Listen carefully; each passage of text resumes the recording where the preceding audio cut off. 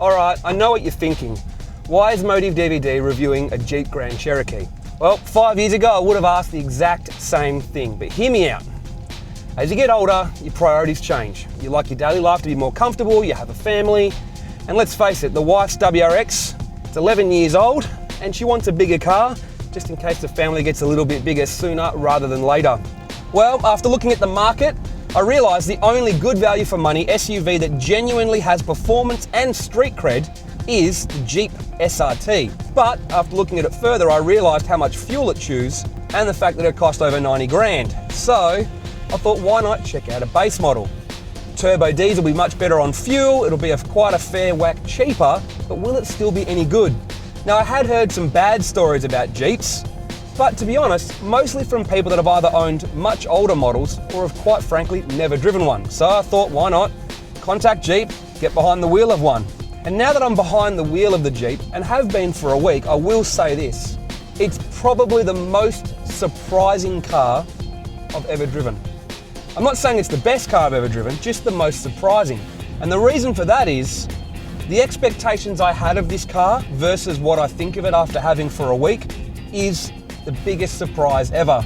Now, the fact that I've never owned or reviewed an SUV before probably contributes more to the shock of how good this is.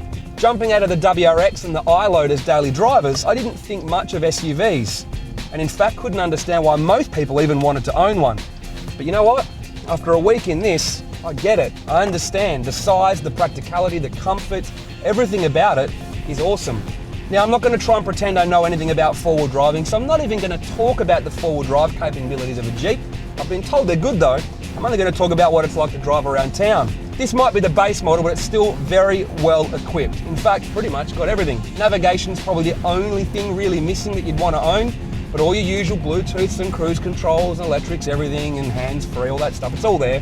The car looks awesome. In fact, even the base model gets stared at. It's a very comfortable place to be on a daily basis. It's quiet, smooth, spacious, and even better, it's averaging 10 litres per 100 Ks around town, driving normally without trying to conserve. So it's very, very good on fuel. So let's go back to performance for a second. A 3-litre turbocharged V6 making 180 kilowatts doesn't sound all that awesome, but when you find out it has 570 Newton meters of torque going through an 8-speed close ratio auto gearbox, it's awesome. In fact, it's quite laughably amusing how quick this car is off the lights. In fact, the turbo diesel is faster than the V8 option you can get for this. Now, I've read that it does 0 to 100 in about 8 seconds, and to be honest with you, I'd believe it. It absolutely jumps out of the hole and just keeps on pulling. The great party trick with this is you dial up some foot brake and some accelerator at the lights, it will beat most cars to probably 50, 60 Ks an hour. So it ain't a performance car by any means, but it does have plenty of boogie, and lots of torque means it obviously will tow well. It accelerates from down low, you don't need to rev it, and it's just pretty good fun. But what's it like going around corners? Well, depends on your definition really. If you're talking about corners while driving around town, it's actually quite brilliant. I've been managed to shuffle this car along quite nicely at pretty considerable pace, quite effortlessly. In fact, it handles as good as probably your average family sedan.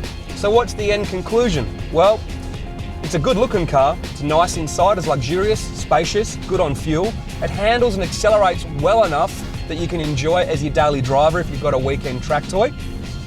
The wife loves it, which is probably the most important thing, is she would drive one if we buy an SUV. And to be honest with you, it's definitely on our shortlist of cars to buy, and so far that shortlist has one car, this one. Will we add to that shortlist? Maybe. And I'm thinking a white one with black 22-inch wheels, colour-coded black grille and a black roof, leather interior. Pretty gangster.